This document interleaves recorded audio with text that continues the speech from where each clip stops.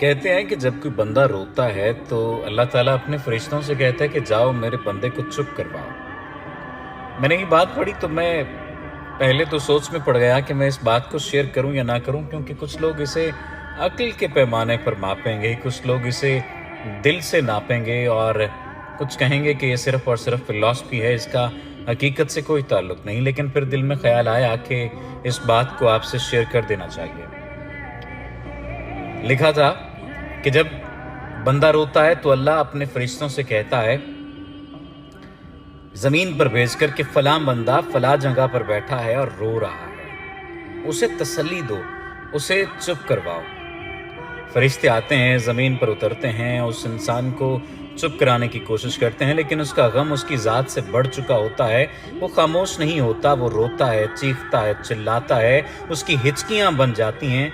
फरिश्ते वापस जाते हैं और कहते हैं कि या बारी ताला, वो इंसान चुप नहीं हो रहा, वो रोए जा रहा है।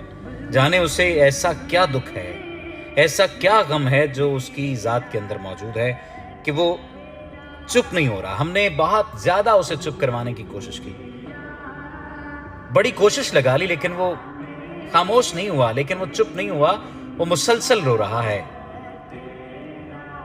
तो अल्लाह पाक कहता है कि मुझे पता है मेरा बंदा क्यों रो रहा है, मैं जानता हूं, क्योंकि मैंने उससे उसकी बहुत ही दिल अजीज चीज़, दिल अजीज शय, दिल अजीज इंसान ले लिया है और उसे इस बात का गम है और इस गम की वजह से उसका कलेजा फटा जा रहा है और वो रो रहा है। लेकिन मैं ही अपने बंदे के दिल में ये बात डालूंगा कि उससे बेहतर अता करूंगा जो उससे छिन गया है।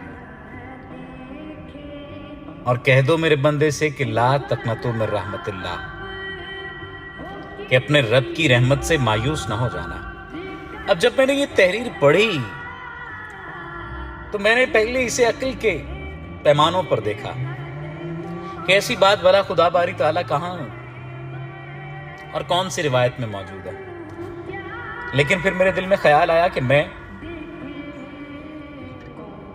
ये बात आपके साथ शेयर करूं।